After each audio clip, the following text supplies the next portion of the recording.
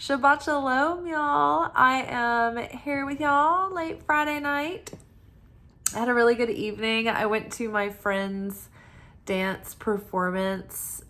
She and her friend are partners, and they have a company of dancers. And it was like a dance theater, like a modern dance theater. Very striking, very moving at times. I'm sure that they have their own story behind the interpretation of the symbolism, but to me, and I can't wait to talk to her about it at work, but it was so on point for everything that we've been talking about right now too. It's like it's in the collective conscious. I love that the soul always communicates through us, especially through our art.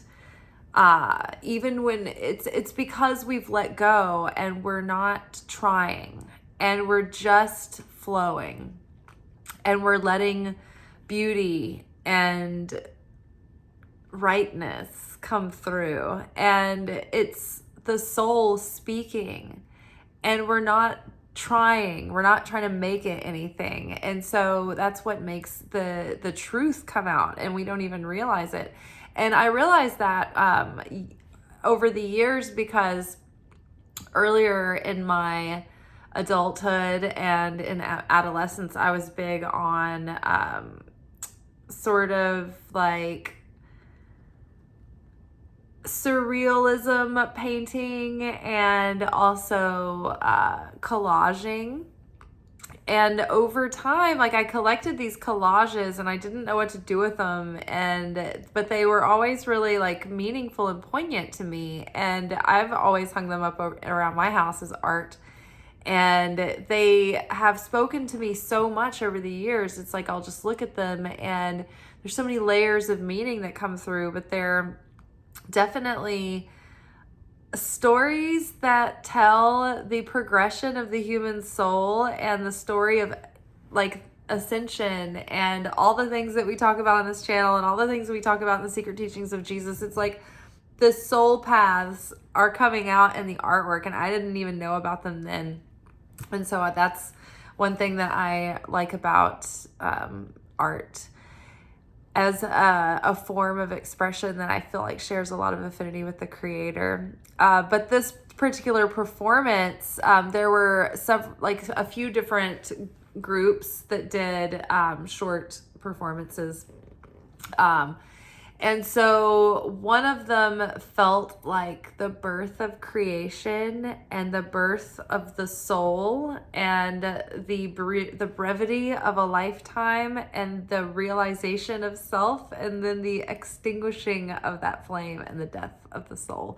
So that may not have been what was happening, but it did seem that way. It was like the birth of the creation of the cosmos, and then this, I don't know, it was, but depicted through like 4 dancers and a few props, and it just was like very, very poignant. And then there was one that felt like the matriarchal passing down of the legacy, but also the sins of the generation and the mother wounds that, result in the shadow self and the fragmenting of self, and sort of like the rediscovering of those parts and the reintegration of the shadow, and then the mourning of the life that was never lived as that self that you could have been, kind of thing, and all of these like different personalities inside and parts of the self.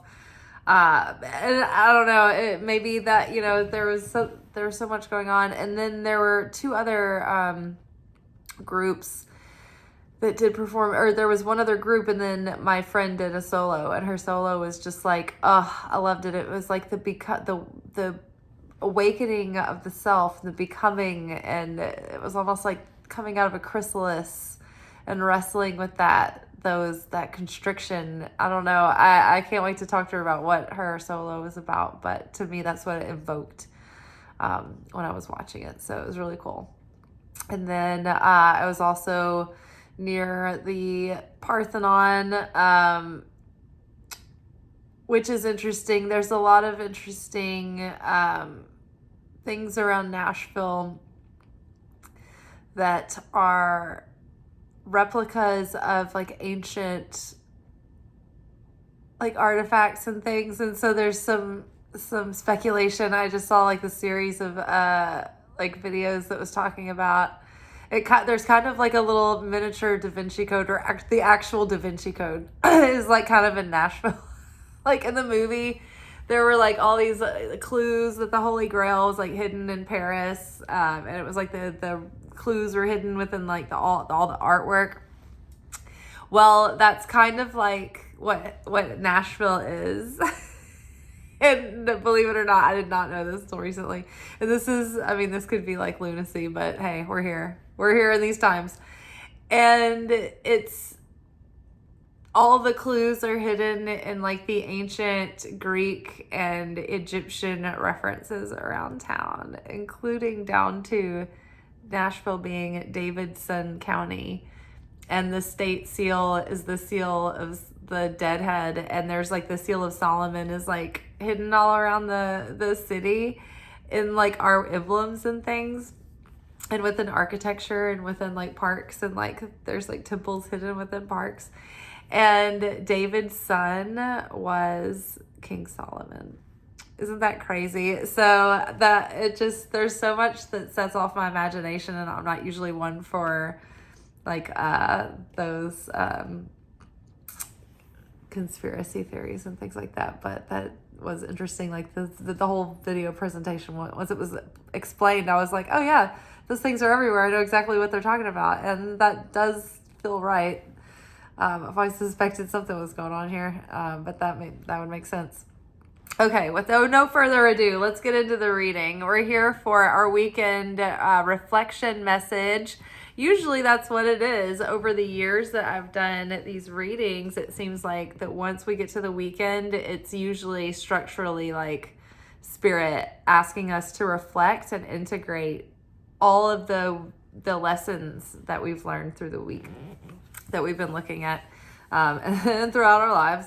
So from the Radiant Sun Oracle, we've got Jupiter in Aquarius, which is innovation. We have Saturn in Leo, which is generosity.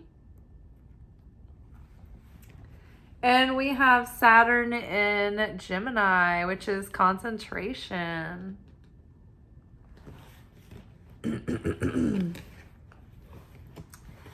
Underneath innovation, we've got King of Cups reversed.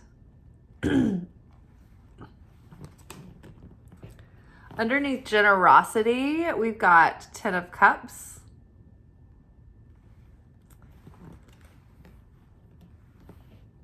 And underneath concentration, we've got the Hermit.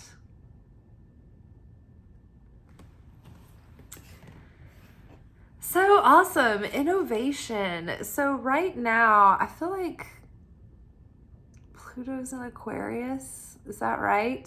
I'm not the best astrologer. I'm interested, but I'm not an expert in it. So I try to keep up.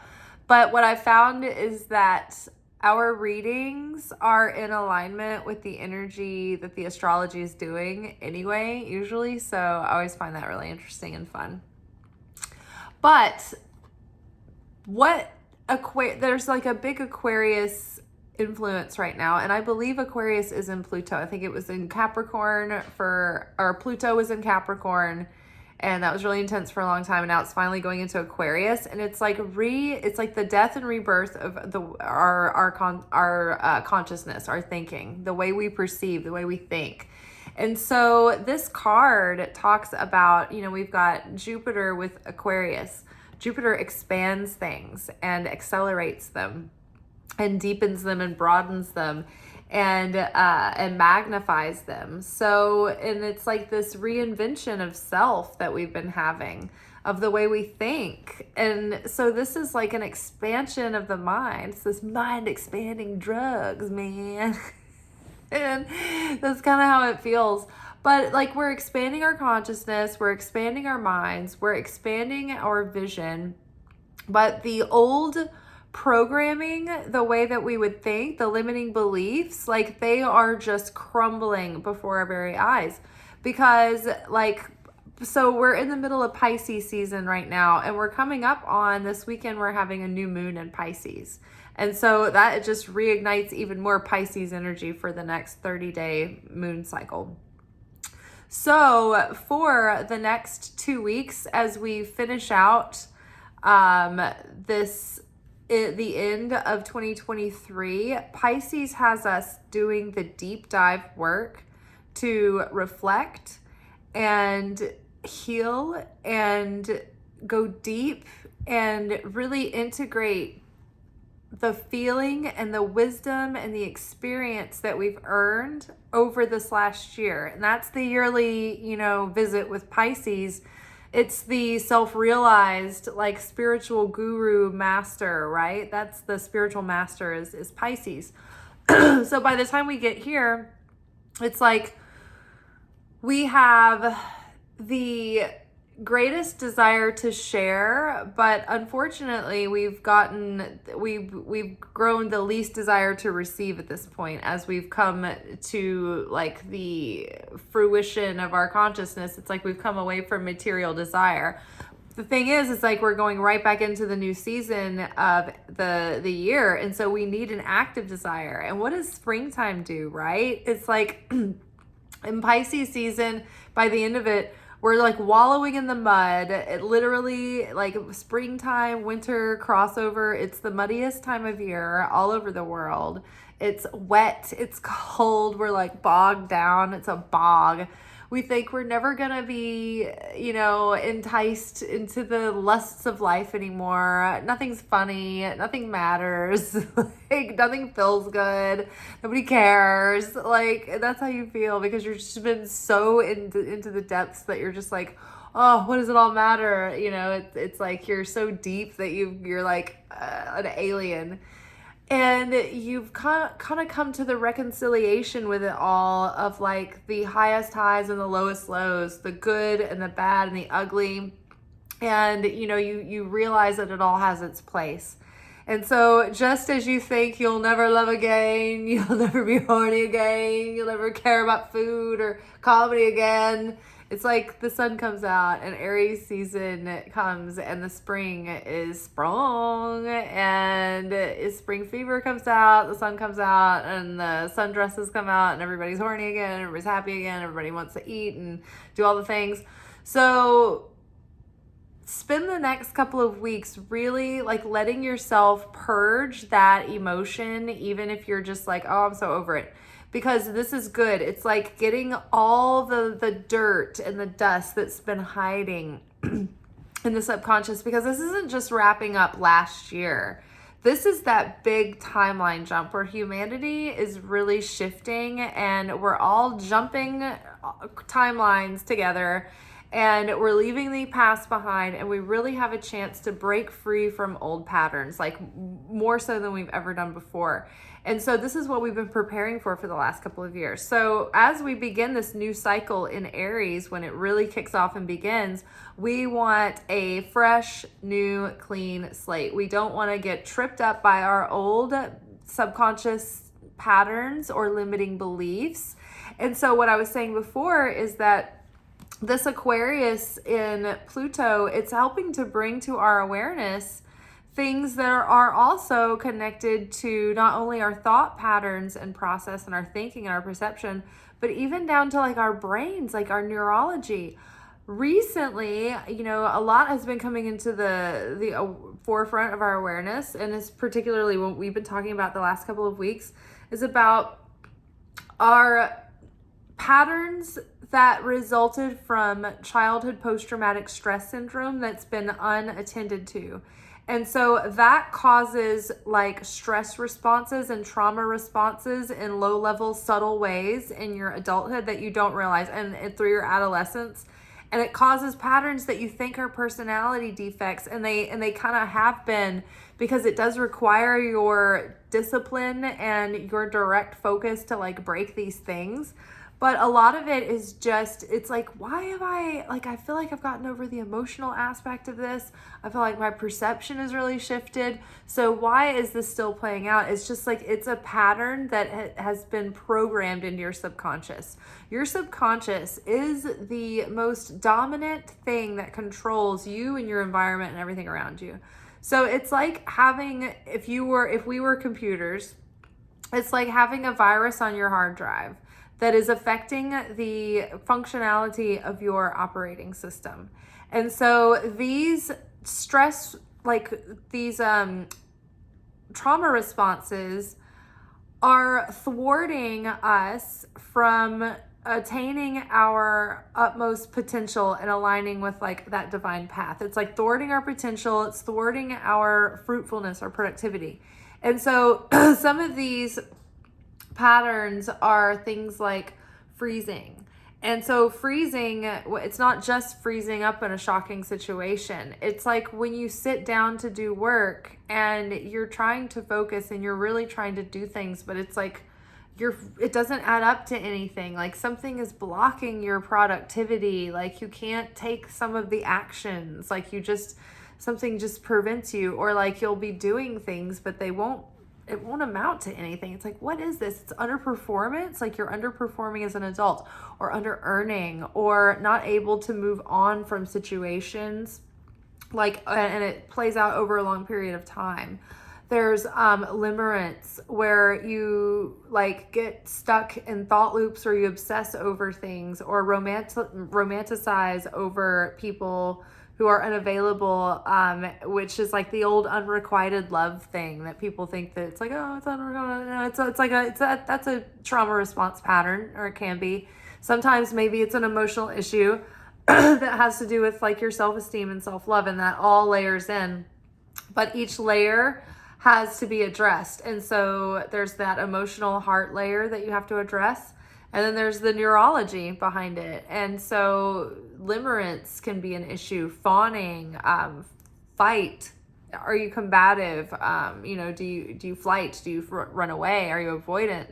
And then learning the, attachment styles too recently. So 2 really great resources for these things that have been life-changing for me, that are niched in and honed in, where you can like learn so much in like 2 or 3 mornings that are life-changing, right? So Crappy Childhood Fairy, she's the one that is a specialist in childhood post-traumatic stress syndrome and how it presents in adulthood. And she like makes things really easy to recognize in yourself and understand. And so once you see these patterns and you realize them, it like starts to disempower them. It starts to deprogram them, because you can actually consciously stop yourself from having that reflexive response mode when you catch yourself in a moment. And you're like, oh, this is that pattern. I don't really want to do that anymore. Well, what would I rather do? Oh, okay, I can make a choice. Now I can make a free will decision, and I can have sovereignty. And then slowly over time through practice, you can reprogram your subconscious. But it also helps to get into like a parasympathetic state, in a kind of hypnotic state, in an alpha brain wave state, to reprogram your subconscious when you're impressionable.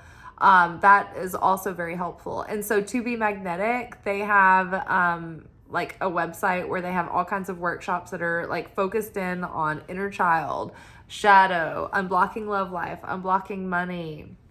But there's all kinds of these deep imaginings or hypnotic DIs that help you reprogram your subconscious. I've got an affiliate link below. It has a 15% off discount. I think it's $30 a month without the discount, and you have to commit to a year. So you can either pay it up front or like month by month. But I've never regretted that. I've never even thought about canceling it. That is a tool to help. And then the other thing was Thais Gibson's channel, Personal Development School.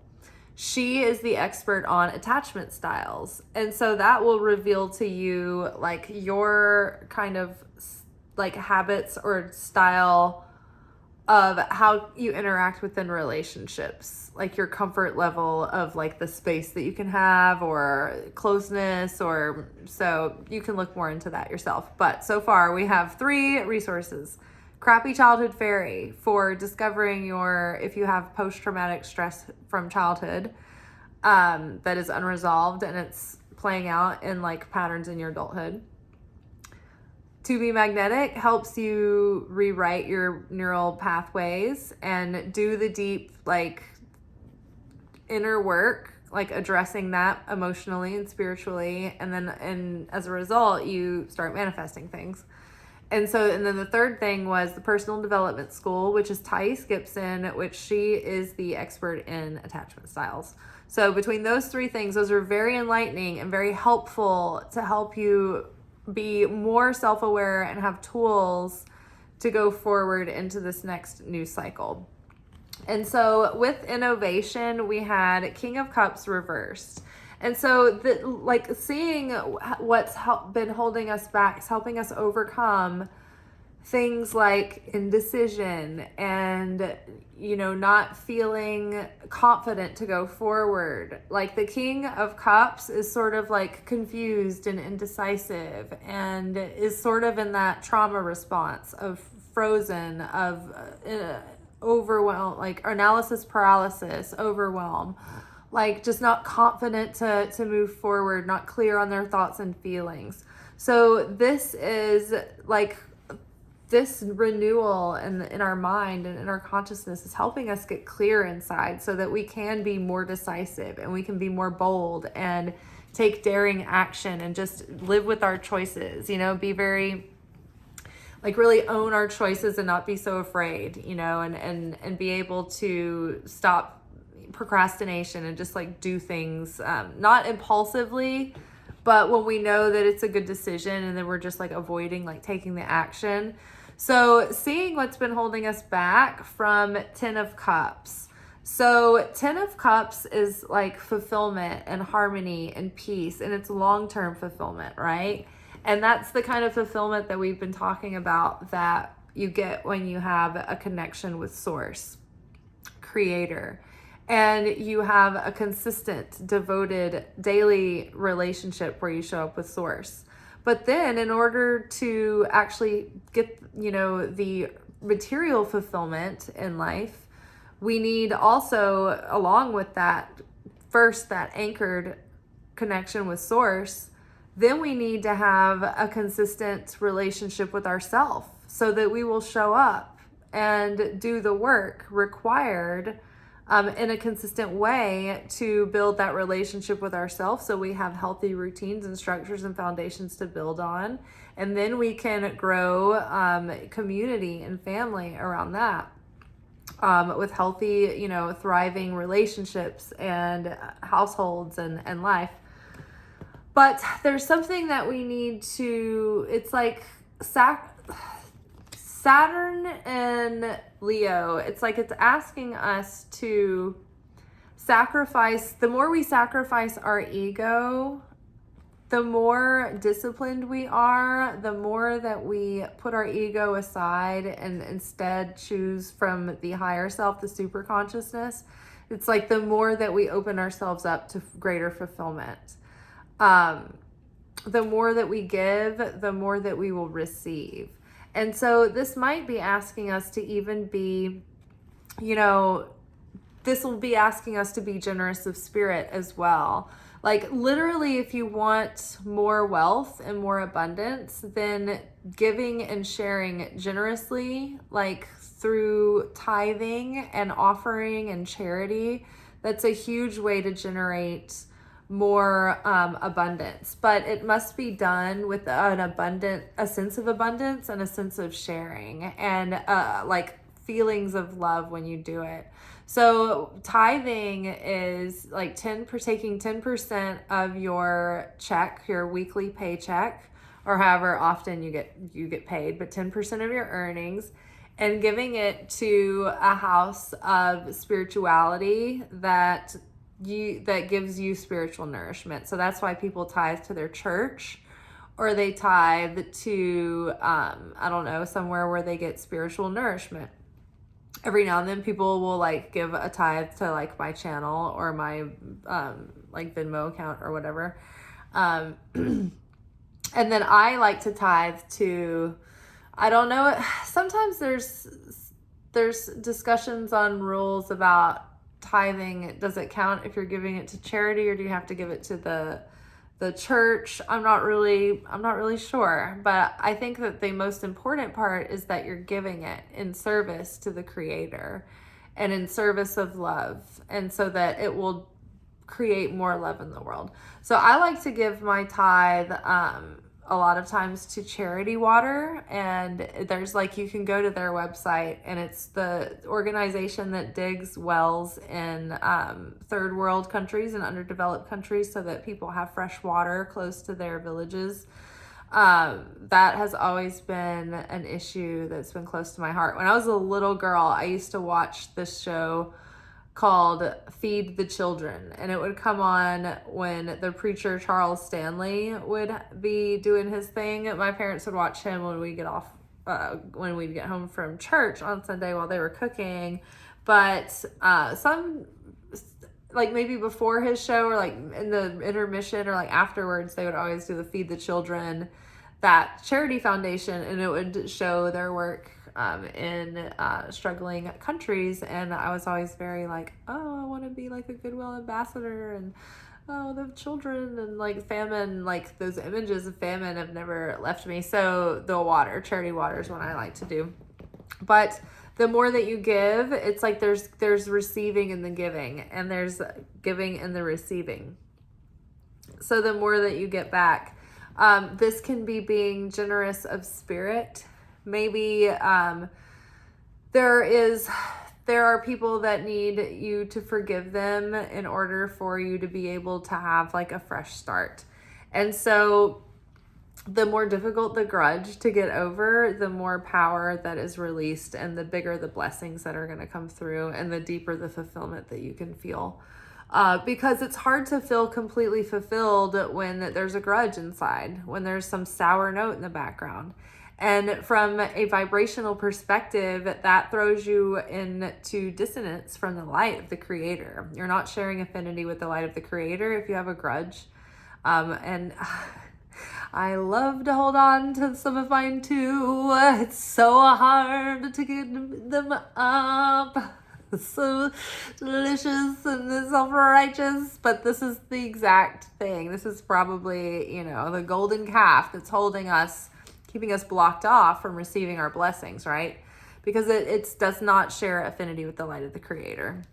The light of the Creator is generous and merciful and compassionate, and we must be too. And, the people on the other side of that grudge, you may be justified. They may have done legitimately wrong things, but their wrong things are going onto their scales, and you're the only one affecting your scales. Their wrongness is not affecting your scales. Only your grudge is causing the negativity, and the forgiveness is going to cause the positive side to get heavier again.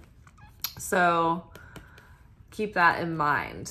And also too, the more that you do on the inner transformational work, it's like the greater the sacrifice. It's like the more precious the cow that gets sacrificed, that releases more of the energy for the blessing to come, right?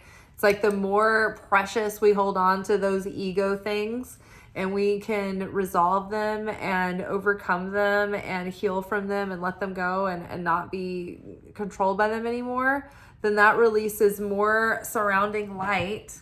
Like the lamp over here, if I'm the vessel receiving the light of the Creator, and this is all like blessings about to come in, then like the harder it is for me to let go of something, the greater the light starts to gather around me, and the more potential there is to flow through. So this is the key to unlocking the flow of potential, is to open up your heart and be generous with your heart. Be generous with your love. Be generous with your forgiveness and compassion. And I know it's hard. Me too. Which brings us to this evil tongue. Look at us. Just trying not to say something. I want to say it. I want to say something. want to say something. I want an evil tongue. I want to pop off. I want to vent. I want to gossip. But concentrate. This is Saturn in Gemini. So not only is offloading like throughout Pisces season, like getting rid of all this like baggage, it's clearing up our minds. It's clearing up the fog. It's burning through that fog so we can actually now focus. And now there's so much like free energy and space to like direct to something. And so idle hands make the devil's playground, right? Look at this. So put your attention onto the things that are on your to-do list that you want to get done. If you keep your attention focused, before you know it, it's the end of the day. And you're like, whoa, I can't believe that, like how fast that went, but how much I got done. So keep your thoughts trained right now on what you want to come into fruition. If you start going into old, what is that? Ancient grudge, born from ancient hate. It's like from Romeo and Juliet. It's like, just don't go there. Just don't go there, right? Change the channel. Think about the beauty that you're building in your life, the light that you're calling in, the love that you're calling in now, the creation that is brewing and that you are putting your hands to. Do not think about stewing or regret or, sadness or anything like that in the past. Keep your thoughts cultivated. Choose them. Master that thought realm. You want to envision the life that you're calling in, because this is what we're manifesting right now. You also want to be careful not to speak evil. So don't have evil eye. Don't look judgmentally or critically or covetously or jealously on anyone. Don't wish anybody harm. Don't passively evil eye by like worrying about people too much. Just blindfold. Like, don't think about anyone else. Just stay in your lane. Concentrate. Tunnel vision. Keep your eye on the star. Keep your eye on healing. Keep your eye on that big, huge manifestation, that big dream coming true.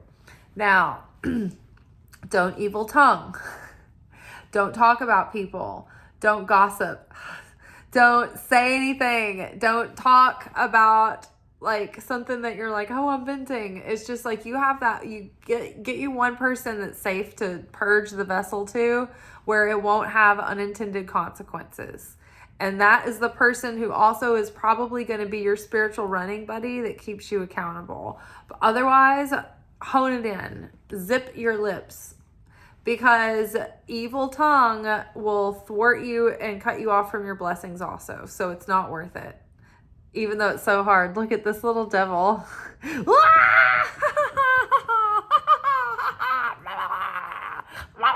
want to say it.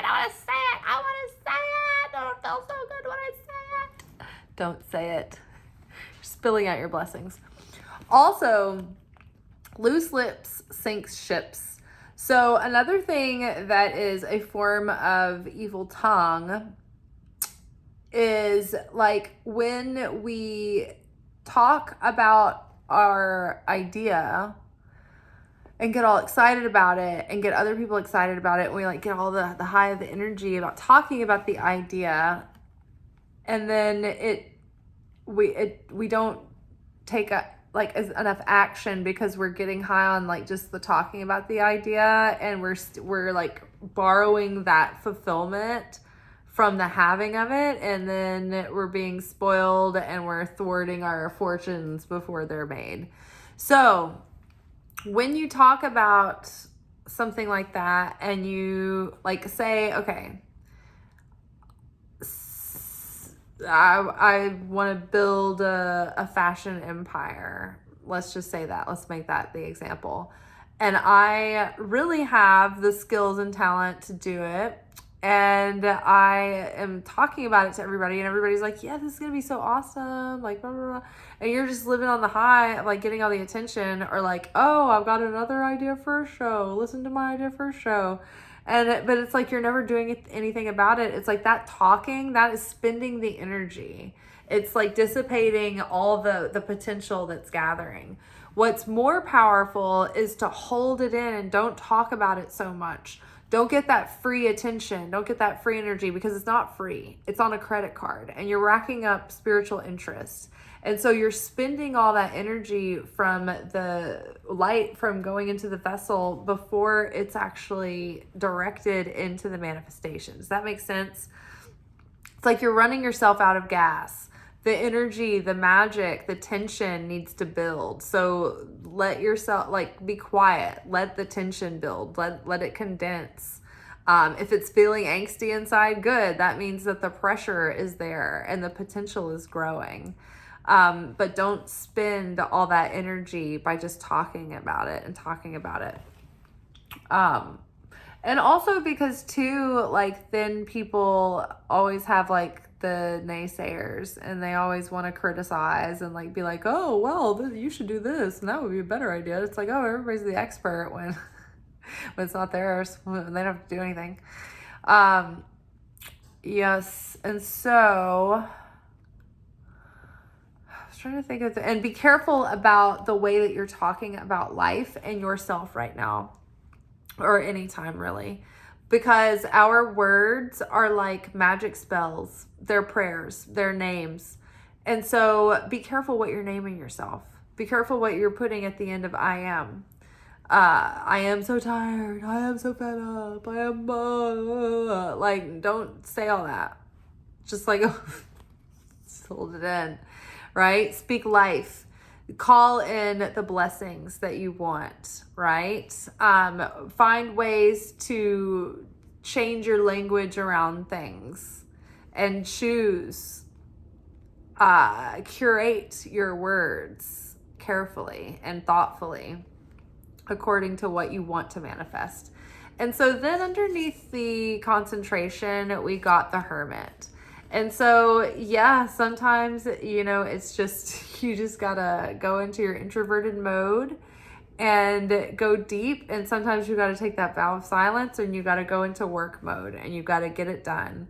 Or it's about like going deep within and doing that inner reflection. And really that's what it's all about right now. At the end of Pisces season, it's like we need to do all of this inner work so we're not bringing it with us into the next cycle. So deep inner reflection. And this is ultimately so that you can guide the way for others. It's not so that you're going to be alone and isolated forever. It's just that we've got to go. Jesus would go recede to the mountains and the forest. He'd have to renew. He'd have to recharge. He'd have to go into prayer and solitude and silence and reflection and integration. And then you go up the mountain, you learn the way, and then you bring the light back down for the others. And you're like, hey, I know the way. I've got the light. Follow me. Right? You're a lamp. You're a light bearer for others. You hold the lamp. All right, you guys. This is good news, I think. It's just like concentrate. Your mind is changing. You're becoming aware of all of these things that have been affecting you all this time. And so being more aware of all of it is helping you unravel its power over you and reprogram yourself and rewrite a new story going forward. All right, y'all. I think that's good. I will see y'all tomorrow for, Secret Teachings of Jesus. It'll be our Saturday night midnight sermon. And then we'll have our Pisces New Moon workshop coming up sometime over the weekend. I'm going to try to film it tomorrow before work so I can go ahead and post it. All right, y'all. Ciao.